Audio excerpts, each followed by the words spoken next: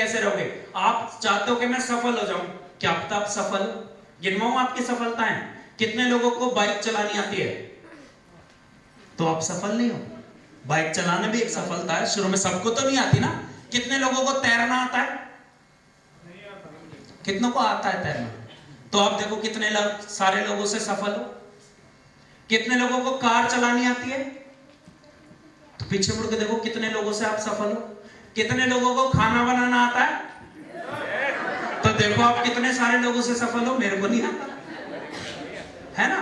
तो आप ये देखो कि आप सफलता चाहते क्या हो। सफल तो आप हो, लेकिन जो चीज आपको चाहिए पहले उसे तो डिसाइड करो कि चाहिए क्या। हो सकता है आप सफल हो और आपको लगता है हुई नहीं।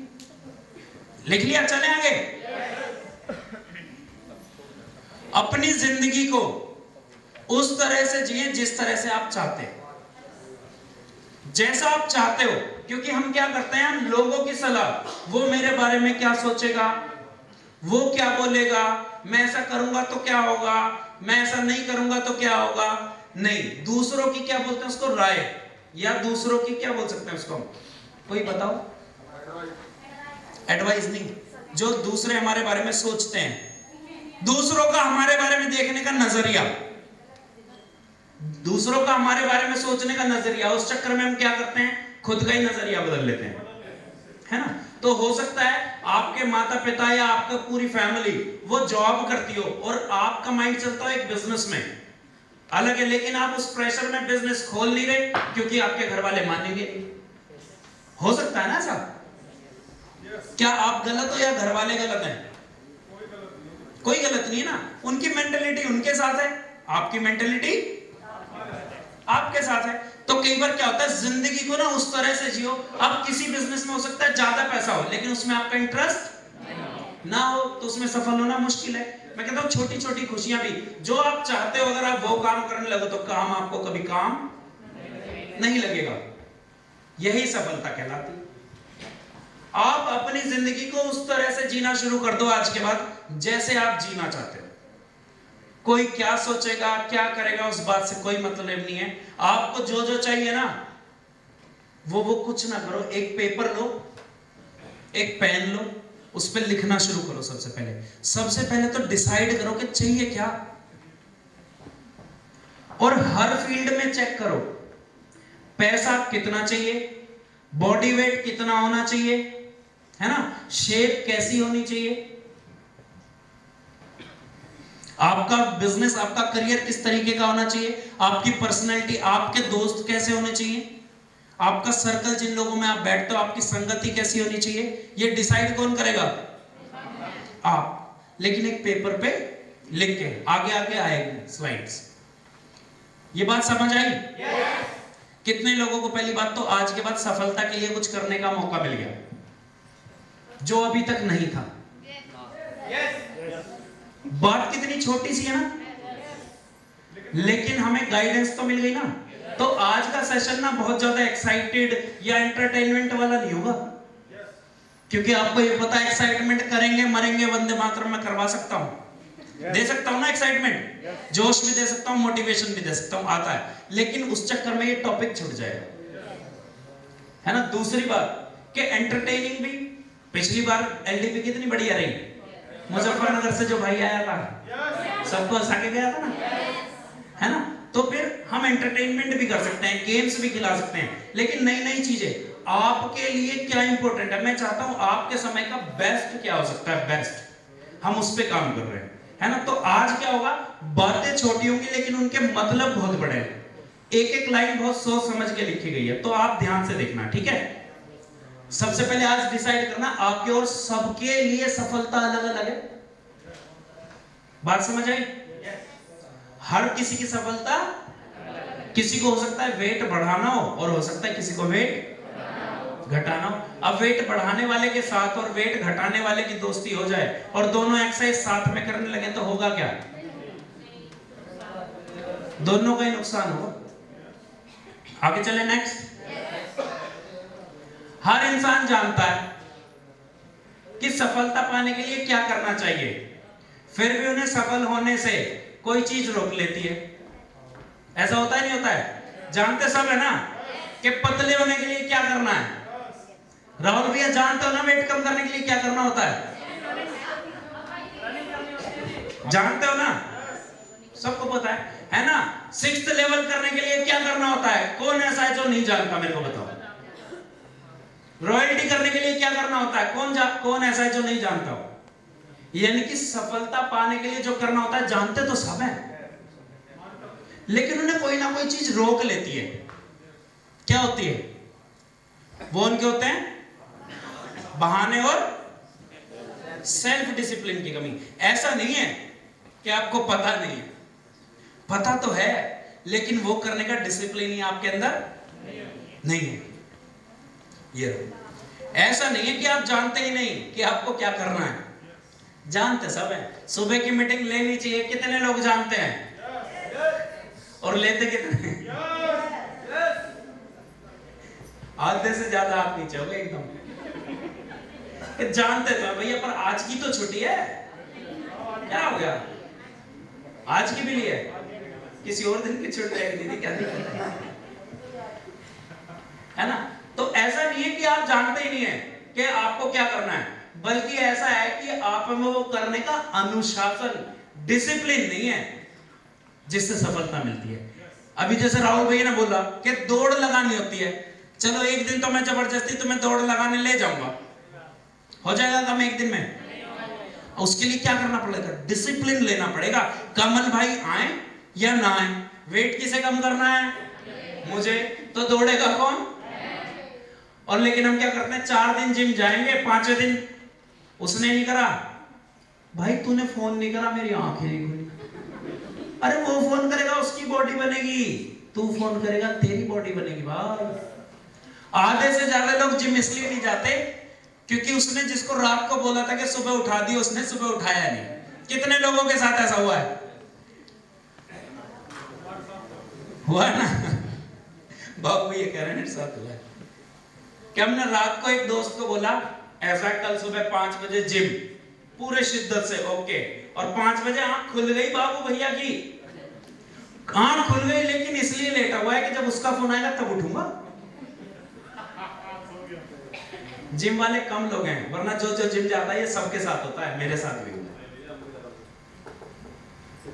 होता है ना गोविंद भैया ऐसा कि 2 जने जिम जाते हैं, जिसने एक छुट्टी करेगा दूसरे की अपने आप छुट्टी हो गई। आप में से ज्यादातर लोग ये तो जानते ही है ना कि 20% लोग ऐसे हैं जिनके पास इस धरती का 80% पैसा है। कौन है ये बात जो नहीं जानता? नहीं जानता तो आप जान लो, है यही सच।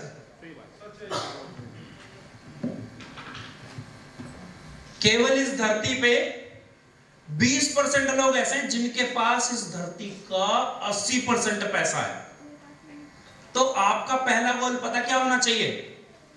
पहला गोल होना चाहिए इन 80% में से निकल के पहले दिन ही, और आज ही आप आ जाओगे अगर आपने ध्यान से सुन लिया।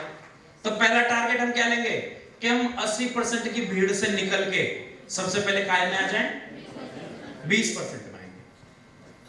और 20% लोगों में शामिल होने का आपका पहला लक्ष्य टारगेट होना चाहिए, क्योंकि 80% लोग जानते तो हैं सब कुछ कि अपनी जिंदगी को बेहतर बनाने के लिए, लेकिन मेहनत बहुत कम करते हैं। उन्हें पता तो है कि सुबह उठना है, लेकिन उठते 20%। उन्हें पता तो है कि यहाँ पे अगर 6th लेवल 3 महीने में करना है तो कुछ नहीं करना, लिस्ट बनाओ, फोल्डर उठाओ और डेली 5 प्लान दिखाओ। पता तो है ना, लेकिन उसके लिए मेहनत 20% करते हैं, इसलिए 20% 3 महीने में 6ठा लेवल ठोक देते। हालांकि अब रेशो बढ़ गया है यहाँ पे, क्योंकि अब ट्रेनिंग चल रही है ना, यहाँ पे लोगों को पता लग गया है कि सीखने से काम आसान होता है और बेहतर होता है और सही होता है। तो आज के बाद 80% में से निकल के 20% में कौन कौन आने के लिए तैयार है? कैसे आना है वो तैयारी हम करेंगे। और जो हाथ नहीं उठा रहे, इसीलिए तो मैं बोल रहा हूं हाथ मत उठाओ, मुझे दिखाई देता नहीं, लिखते लिखते यस तो बोल सकते हैं। चलो दोबारा ट्राई करते हैं, एक साथ बोल रहा हूं। 80% की भीड़ में से 20% में आने के लिए कितने लोग रेडी हैं? बाहर से भी बोल रहे हैं, हापुड़ अड्डे पे से भी कह रहे हैं हम भी आएंगे। वहां पे हमने बिठा रखा है गार्ड हमारा कि टिकट दो अंदर जाओ, बाहर ही खड़े रहो। ज्यादातर लोग अपने काम के बारे में, ये एक लाइन ना बहुत सारे लोगों के लिए है, मैं कहता हूं मेरे लिए भी, आपके लिए भी, सबके लिए। 20% लोग इसलिए 80% लोगों से आगे निकलते हैं क्योंकि 80% लोग पता क्या करते हैं, अपने काम के बारे में पहले 1 साल तो सीखते हैं। 1 साल तक सीखेंगे, 1 साल तक बहुत बढ़िया बढ़िया बढ़िया बढ़िया रिजल्ट आएंगे उनके, लेकिन 1 साल बाद वो सिखाना शुरू करते हैं। और मैं कहता हूं सिखाना गलत नहीं है, सिखाना गलत नहीं है, लेकिन सीखना बंद कर देना ये गलत है। जबकि जो लर्निंग है ना, ये लाइफ टाइम प्रोसेस है, जिंदगी भर सीखना है। सीखना कभी बंद नहीं करना। लोग बात क्या करते हैं, चाहे मैं इस फील्ड में बोलूं या जिस मर्जी फील्ड में बोलूं, उसके बाद वो क्या करते हैं कि मेरे लिए नहीं ये सब बातें, ये तेरे लिए, तू नया है, मेरे को सब आता है, तू मेरे को मत सिखा। कोई भी इंसान जो अपने बिजनेस के बारे में आज भी सीखेगा, कल भी सीखेगा, जब तक उस बिजनेस में लगातार सीखेगा तो वो लगातार आगे बढ़ेगा। अभी एक बहुत बड़े सेल्स के मैं बता चुका हूं, ब्रायन ट्रेसी बहुत बड़े राइटर हैं, वो सारी जितनी भी उनकी हजारों बुक हैं वो सेल्स के ऊपर है। तो एक बहुत टॉप का सेल्समैन था, वो उनके पास आया कि सर मैं आपके सारे सेमिनार अटेंड करता हूं, सारी बुक्स पढ़ता हूं, आपको फॉलो करता हूं और ये वाकई जादुई तरीके से काम करता है, और मैं पिछले 3 सालों में अपनी कंपनी के टॉप पे पहुंच गया हूं। लेकिन पिछले 2 साल से ये जादू कहीं पे गायब, कि एक टाइम आने के बाद ये काम करना बंद कर दिया। तो उन्होंने उससे पूछा कि तुमने कितना टाइम हो गया तुम्हें, क्योंकि मेरे को 5 साल हो गए कंपनी में, और 3 साल तक मैंने बहुत तेजी से ग्रो करी, सारे रिकॉर्ड तोड़ दिए, लेकिन अचानक पिछले 2 साल से जो आपकी बातें ना, उन्होंने काम करना बंद कर दिया। तो उन्होंने बोला कि कोई बात नहीं, सेमिनार के बाद आप मेरे से मिलके जान। जब वो बैठे, उन्होंने बस उस इंसान को एक ही बात बोली कि आप 2 साल पहले तक ऐसा क्या करते थे जो आपने करना बंद किया, बस ये लिख के लाओ, ये लिख के मुझे बताओ, मैं आपकी बात का जवाब दूंगा। उस इंसान ने पता क्या बोला, सर जवाब देने की जरूरत नहीं है, जवाब मेरे को मिल गया कि मैंने अब आगे नई नॉलेज लेना बंद कर दिया, नई ट्रेनिंग लेना बंद कर दिया, आपकी नई किताबें पढ़ना बंद कर दिया, आपके सेमिनार बंद कर दिए, और जो केवल पुरानी नॉलेज थी उस पर आगे बढ़ रहा हूं। तो पुरानी नॉलेज से जहां तक आ सकता था मैं वहां तक आया, और 2 साल से मैंने ये ट्रेनिंग सेमिनार बंद कर दिए, और जिसकी वजह से मैं लगातार अब पीछे होता जा रहा हूं। तो 3 साल पहले तक क्या कर रहा था, सीख रहा था, और 3 साल बाद उसने क्या करा, तो जादू एमएलएम ने अपना आशीर्वाद निकाल लिया ना। आपको पता ना एमएलएम के देवता वाली हमने ट्रेनिंग करी थी, किन किन बातों से वो अपना आशीर्वाद खींच लेते हैं, तो उसमें से आशीर्वाद खींच गया, अब उसने वापस शुरू किया तो आशीर्वाद वापस आ जाएगा। तो आप में से ऐसे कितने लोग हैं जो बस 1 साल तक सीखेंगे? ये सब समझदार हो गए, थोट मिल गई, एक हाथ खड़ा नहीं हुआ, वरना 5 तुरंत घर में। और कितने लोग ऐसे हैं जो आज के बाद, चाहे जिस मर्जी, मैं इसमें डीटीएम की बात नहीं कर रहा, अपनी लाइफ में भी अगर आपकी शादी को 5 साल हो गए ना, तो वाइफ से बातें बनाने के लिए, हस्बैंड से बातें करने के लिए, या बच्चों को बहलाने के लिए आज भी नई नई स्किल सीखने के लिए कौन तैयार है, हर क्षेत्र में। वरना 5 साल बाद शादियां टूट जाती है कि पहले 5 साल तो बढ़िया चला, क्योंकि यार तुमने कॉम्प्रोमाइज 5 साल तक किया, उसके बाद तुमने कॉम्प्रोमाइज बंद कर दिया। जिंदगी भर करना है।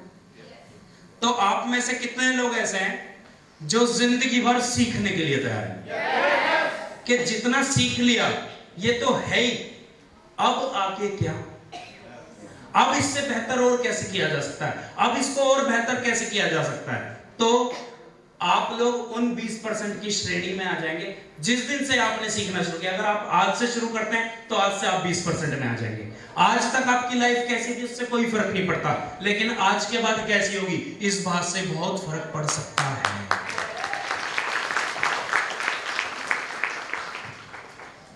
और और एक और बात अच्छी है कि ज्यादातर लोग जिन्होंने सक्सेस को बहुत ज्यादा लेवल पे, बड़े लेवल पे हासिल किया है, या जिन्होंने बहुत ज्यादा पैसे कमाए हैं, या जिन्होंने बहुत ज्यादा, जैसे डिवाइन रॉक जॉनसन तो सब जानते होंगे, वो आज की डेट में कितनी तगड़ी बॉडी उसने बना रखी है। वो बचपन में जरूरत से ज्यादा मोटा था, शेप ही नहीं थी उसकी। तो मतलब जिस चीज के बाद जिसकी कमी थी ना, जैसे अगर आप पैसे कमाना है ना, तो जो लोग जिन्होंने बहुत ज्यादा पैसे कमाए हैं उनमें से ज्यादातर ने किससे शुरू किया था, या बहुत कम पैसों से शुरू किया था, बहुत कम से। कुछ लोग हैं जो अमीर से अमीर बने, लेकिन ज्यादातर आप सक्सेसफुल लोगों को देखो, वो किसी टाइम पे क्या थे, जीरो थे। आप चाहे अक्षय कुमार को ले लो, सुनील शेट्टी को ले लो, शाहरुख खान को ले लो, है ना, और एपीजे अब्दुल कलाम को ले लो, बराक ओबामा को ले लो, है ना, मुकेश अंबानी जी के पिताजी जो थे, कौन, धीरू भाई अंबानी जी, एक ही पीढ़ी में तो उन्होंने किया। क्या थे वो, कुछ नहीं थे। मोदी जी को ले लो, सबने ये एक ही लाइफ साइकिल में तो कर दिया।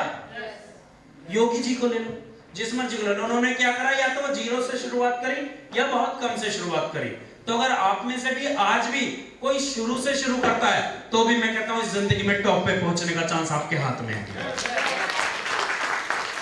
इस बात से नहीं घबराना कि आप कब शुरू करते हैं, लेकिन इस बात से बहुत फर्क पड़ेगा कि आप कम से कम शुरू करते हैं। क्योंकि अगर आप आज भी शुरू करते हो तो जहां पहुंच सकते थे उससे तो कहीं ना कहीं आगे पहुंच जाएंगे।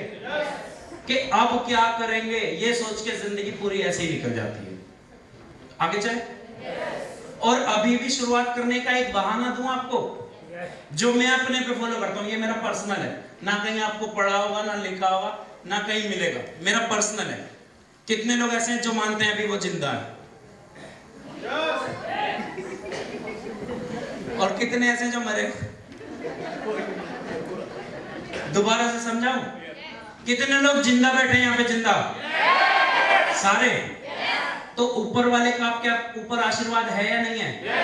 आपके साथ के कितने लोग ऐसे हैं जो निकल लिए? तो अभी भगवान आपके साथ है या नहीं है? अगर अभी तक ऊपर वाले ने आपको नहीं उठाया, उसके पीछे दो रीजन है। अगर ऊपर वाले ने नहीं उठाया, ये मैं अपने को फील करता हूँ, ये मेरी पर्सनल फीलिंग है, कोई गलत मत लेना, मैं अपनी फीलिंग तो शेयर कर सकता हूँ ना खुल के। आपको सही लगे फिलॉसफी तो अप्लाई करो, वरना छोड़ दो, फ्री की सलाह लेनी है दो, वरना जाने दो। कि अगर ऊपर वाले ने अभी तक हमें जिंदगी दे रखी है तो उसकी दो वजह।